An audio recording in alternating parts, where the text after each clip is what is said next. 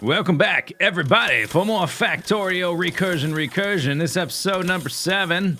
Off camera, since last episode, I added a few robots to the network. I'm not sure if you can tell. Here, let me just show you. We're up to 4,000 if we look at our logistics network on the RoboPort. 4,000 logistics robots, of which about 1,000 to 1,500 are operating at any one time. Last episode, we connected all of our new stuff we've been designing in Recursion up to our old base from the original Recursion.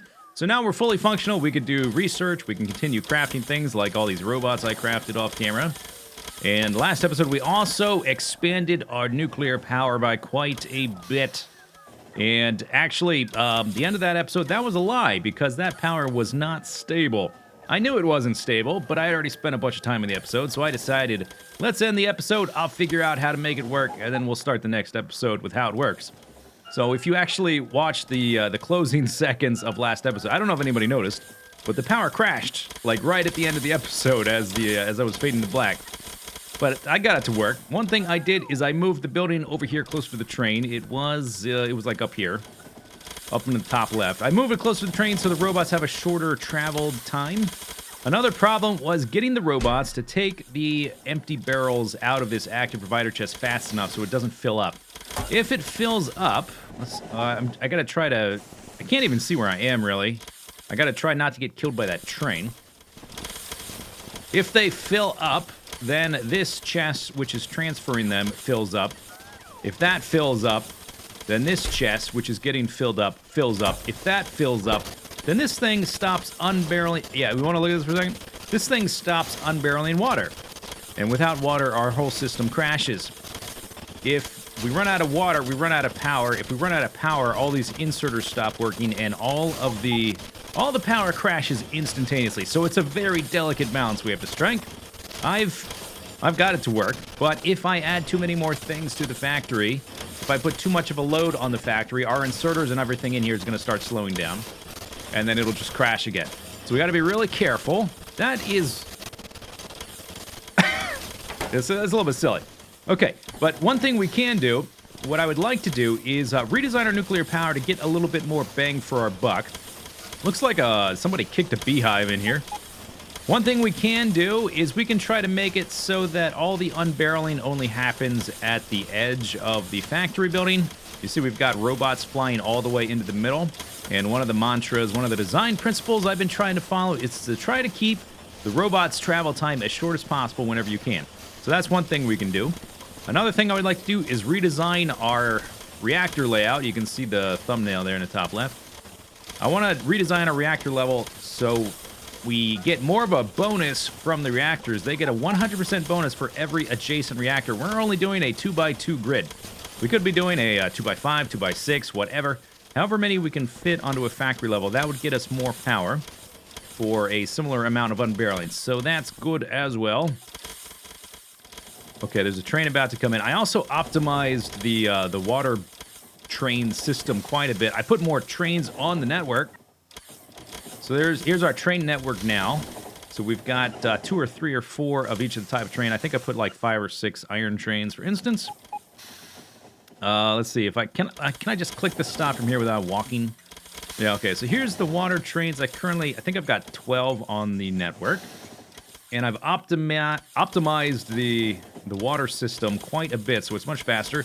I added 2 more stops down here, and then I split their exits. So there's 2 of them going into one space, and then these 2 going into another space.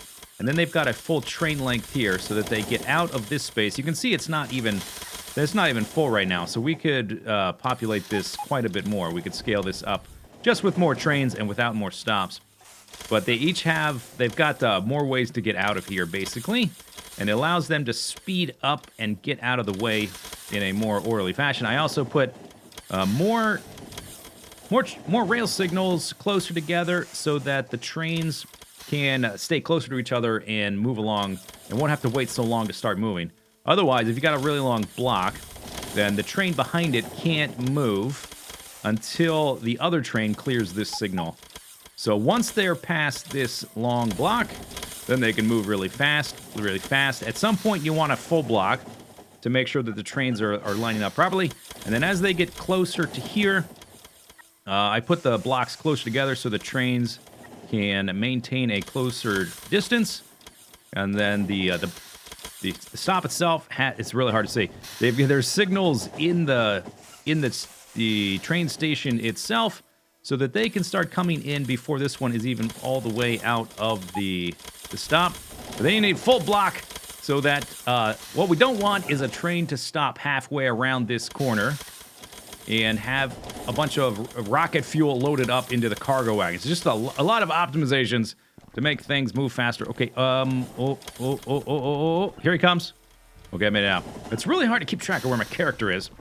So, I've been working on some designs for the next nuclear system. And this is one of the things I was talking about, trying to keep all of the unbarreling along the edge to try to limit the robot's travel time. That'll make it a more efficient system. And then the next problem, you can see I'm recursioning our reactors at this point. We're already, but I'm separating the unbarreling here, and then inside we would have the actual reactor level. The more reactors, the better, so we can get more adjacency bonuses. Did some work on that up here. This is another kind of design working on the layout for the unbarreling. But in here, I tried to fit as many reactors as I could on one level, and I tried... What is it? 1, 2, 3, 4, 5. This is 14. I tried 16. 16 was just a bit too much. We had 2 more reactors, and then we need a whole lot more heat exchangers. Every single heat exchanger needs a connection to the water. It needs a connection to the heat pipes from the reactors. It needs a connection to steam, and then we've got to send the steam deeper into some other area for the turbines.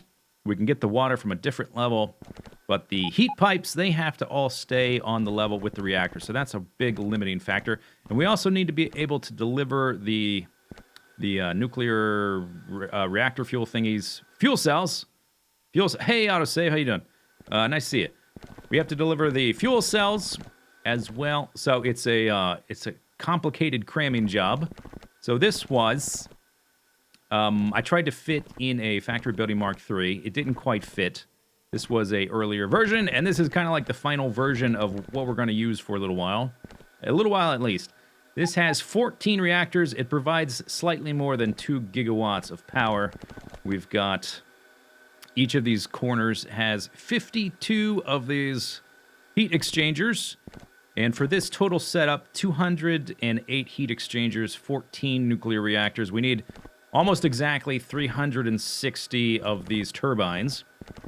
And so I split that into 2. So 180 on each of these sides. 180 does not fit on this blue space. So I had to split it in 2 as well. So we've got 90 in each of these. 90 turbines. Okay, 90 turbines. Big open space, but I don't know. That's kind of what you have to do. And I think the throughput will be fine because the actual pipe length is not that long.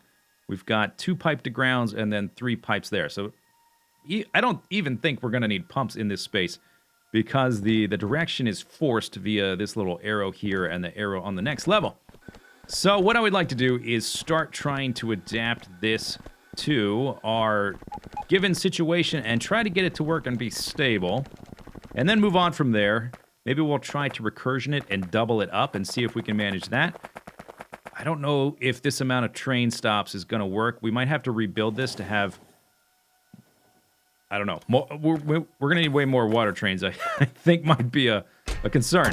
Okay, let's dump... No, I want that. Give me that. Dump all these bloops for a second here. We need to do something fun for a second. We are upgrading our power armor to a Mark IV. This is Mark III. This is from a mod. I use this mod in this series basically to allow me to build all this crazy stuff faster, but it doesn't affect the mechanics of how our base operates. Our base is basically vanilla except for the factory building mechanics. So not heavily modded, I would say. So we've got all that. We can craft power armor Mark IV. We're going to go from a grid size of 14 by 14 to 20 by 20. All right, there it is. Auto-equipped. Holy crap, that grid is gigantic. Wow. Are we playing Minesweeper? What is this? Okay. Well, I've crafted up 10 of these these fusion reactor dudes.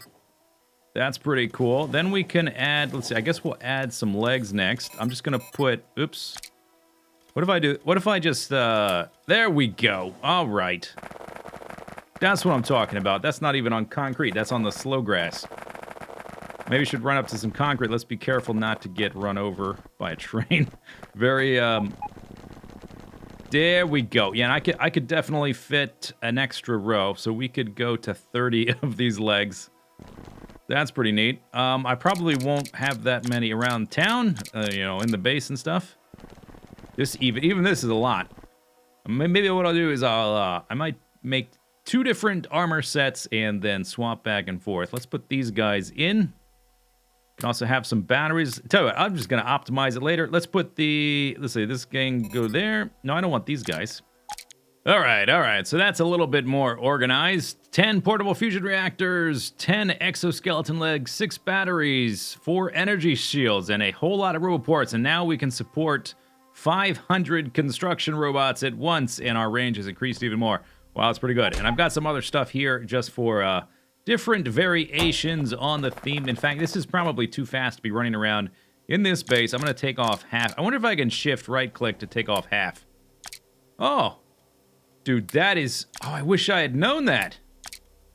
And the one you click on is the half... Let's confirm this. The side that I click on is the side it takes from. Yep.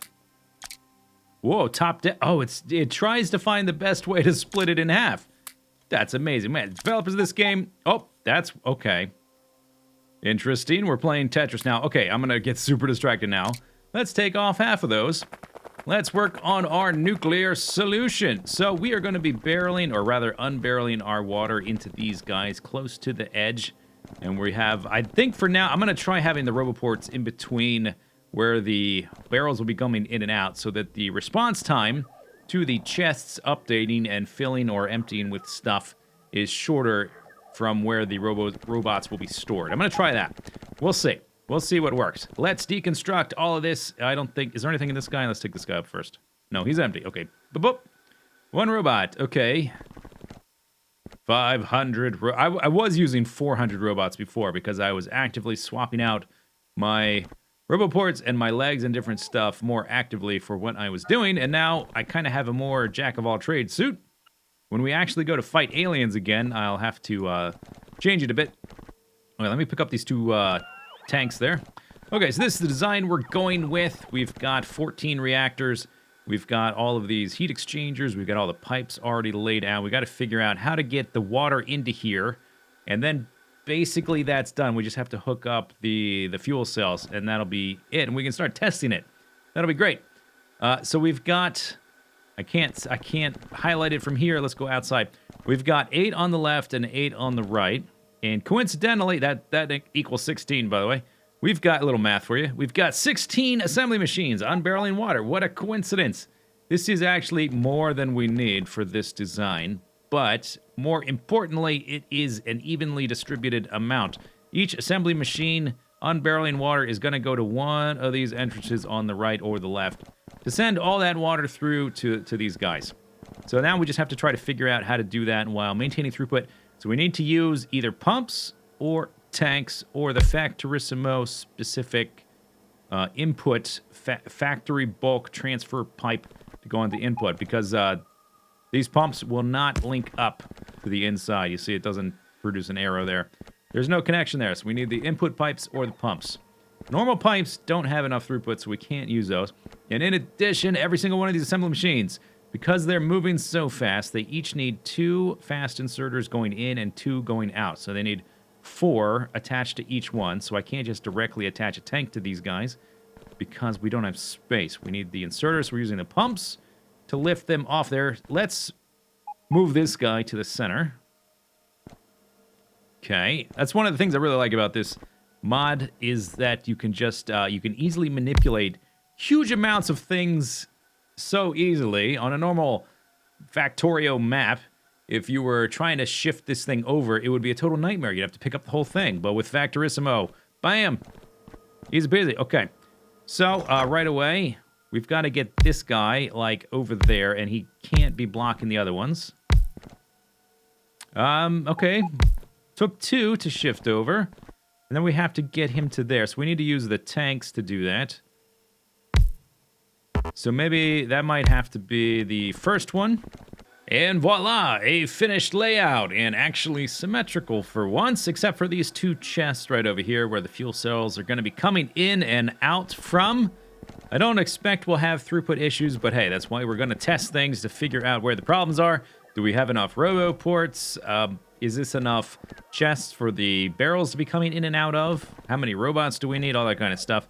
Let us drop a few robots in here just to get the fuel cells circulated around. There's not going to be any water coming in yet because I haven't set up these chests to request them.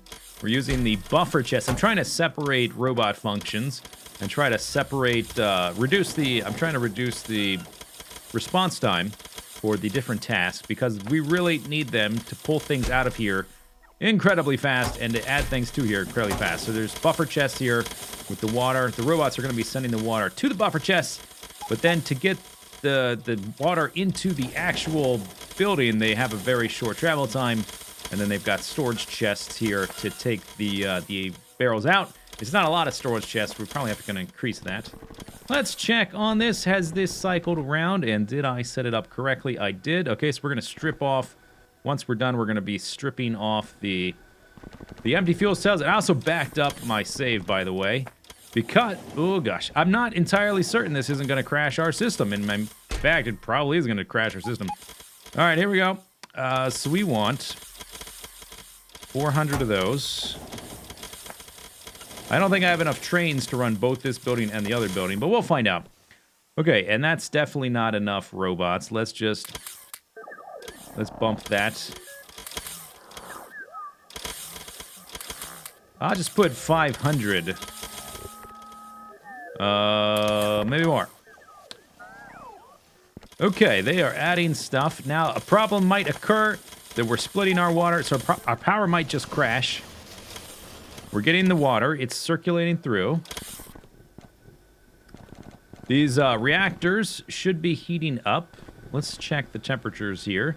We need the end point. I think these need to get to 500 degrees, the farthest point from the reactor.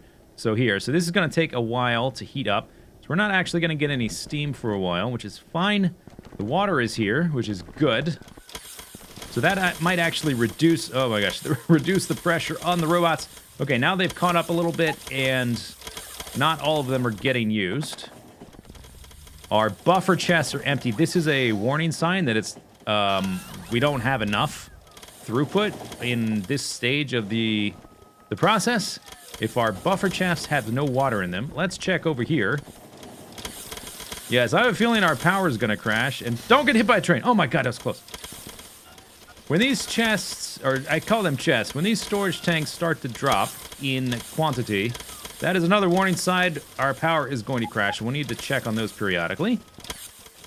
Okay, our temperature has heated up. All the pipes are full. We're starting to get steam, and so now the tricky point, we've got to start reversing the power.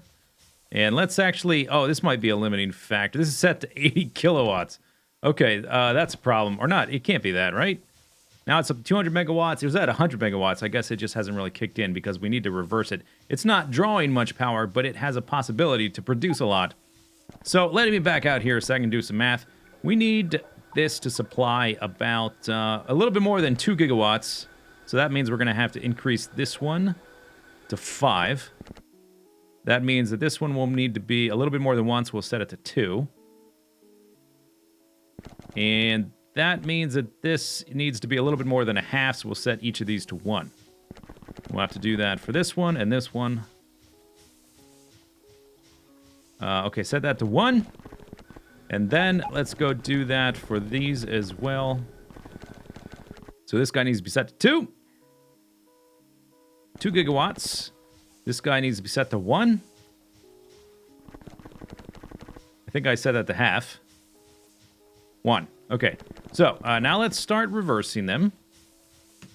Send your power outwards, buddy. And now if the system ever crashes, a lot of this building doesn't really require any power because it's all passive pipes. So that's actually kind of nice. All right, these guys are now sending their power outwards. Let's reverse that one. Lovely. Okay, then we'll do the same with these. And then we'll start turning off some of the individual reactor modules in our other nuclear building if this works out.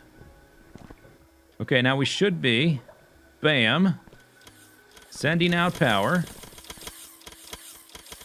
And I'm reversing this one. Water's full, that's full. It's gonna start getting used more though, now that we're sending our power outwards. 2 gigawatts. I think it's time for the next step in the testing. Can we take this and can we get it to recursion inside another factory and eventually potentially start multiplying these guys? Because I shouldn't have to tell you by this point, we're going to need more than one of these guys. We're going to need a lot of them, several of them at a minimum. So we need to test that this step works and try to figure out if there's any kind of hiccups, what the problems are, and how we fix them. Okay, so everything should be set up on this side. Tell you what, let's add... Oh, that's right. I will need to change these things. Okay, so this needs to go in. This needs to go out. This needs to go in. This needs to go out. Yada, yada. And we could probably... Are these set up to ask for the water? They are. Are these set up to ask for the water? They're not. Okay, so we can put some robots in here and we can get, while I'm doing these in-out thingies... Let's actually just put in, I don't know, we'll put in 350 and see how that does. We need to start cycling through the fuel cells. One of these days I'll remember what that word is called without having to pause or look it up. Okay, get these all set up. Okay, and then inside here, oh, okay, so let's go ahead and add, so now the fuel cells will start going through there. This needs to go out. This needs to go in, out. Okay, I think this layer is set up. Fuel cells are going to be cycling around, and we may as well wait for the temperature to heat up before we start using the robots, because these things don't do anything. They don't consume any water until they hit 500 degrees. All right, so the temperature's getting close to 500 degrees. Let's start with the water barrels. Okay, water barrels. We want 400 for each of these blue chests. 4 of them. There we go. There goes the robots. And very short travel time here. So this level seems okay. Let's just make sure that the empty barrels are coming out fast enough. Seems like that's the case so far anyway. Yeah, I was wondering about this, if this would be enough roboports, and it seems like perhaps not. Let's give them a few other options. We could always push everything back. 1 row of roboports might do that. This is a test save, so I'm just going to revert when we're done and continue making changes based on what we need. Water's filtering through. Okay, if I can, I don't even know where I am. I can't, there we go. I guess we'll zoom in super close so you can see where you are. Okay, we've got water in every one of these. This does not have any water, I guess because it's just being instantly sent. Yeah, okay, it's being instantly sent in. Now there's some, okay, good. So these should all back up eventually. We've got water in here. We've got full steam. Okay, so let's start reversing the power flow. And then let's see if we can swap this over with the other one. Let's see, the performance and available performance, full of steam. Okay, well, reversed. We're now outputting energy, although we're not using much because the only areas that are looking for it is this area, which doesn't really need much. Now we're producing... Okay, that jumped for a second, then I realized, oh, we don't really need much energy. Most of this stuff is passive that doesn't require power. I think the only thing in here that's taking power, really, are the inserters. Wow, what an efficient system. Okay, here we go. Reverse. I already set all the power numbers to be correct. Reverse. Reverse. Reverse. And reverse. Bam. Okay, so 1 gigabyte being created in here. Then we go back out here. We're using 2 gigabytes total. I keep saying gigabytes. Gigawatt. You know what I'm talking about. 2 gigawatts. 2 gigawatts. Unfortunately, there's no extra chests here. Or there's no extra water barrels. But I think what we can do is start shutting down this one again. And then make the transition over. But one way or the other, I think this is a success. I think the new system is going to work. It's going to generate us more power. And it's going to be more simple to scale up.